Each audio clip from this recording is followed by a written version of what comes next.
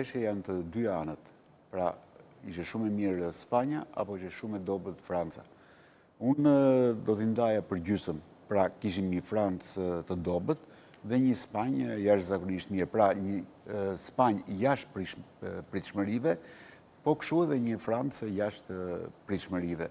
Kjo do të thotë që një Francë të mësuar që të ishte një automatizëm, një makineri golash, shënuar 16 gola deri në ndeshjen e djeshme, të ketë përqindjen e shënimit të golit, mundësinë e shënimit të golit 1-0-3, e cila është më e ulta 60 vjetëve të fundit. Pra një skuadër në gjysmën finale ka pritshmërinë e shënimit të golit më të ulët në 60 vjetë e fundit. Pra kjo makineri golash u shpërbë nga mënyra e lojës e skuadrës spanjolle.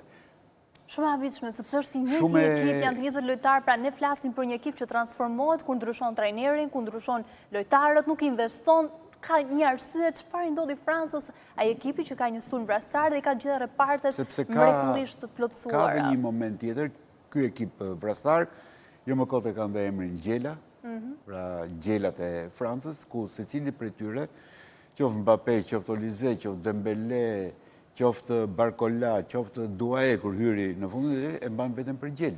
Dhe secili prej tyre kërkon të luaj si çdo, të luaj vetë.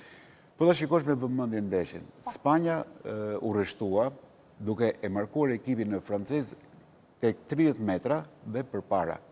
Pra duke bërë një blok lojtarësh dhe duke mos i lënë francezët.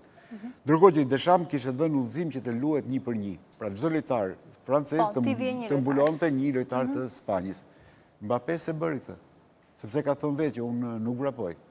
Kam dëgjuar prej kohësh thotë që më kritikojnë, po nuk vrapoj. Olise në ditën më të keqe që unë e kam parë ndonjëherë në futboll, Dembélé jo sigurisht lojtari që kishte fituar topin e ardh dhe pretendon të ftojë topin e ardh. Pra një skuadër totalisht e shpërfytyruar. Në krahun tjetër kemi një skuadër që luan me entuziazëm dhe nuk ka lojtar të këtij kalibri, siç ka Franca, por ka grup të mrekullueshëm.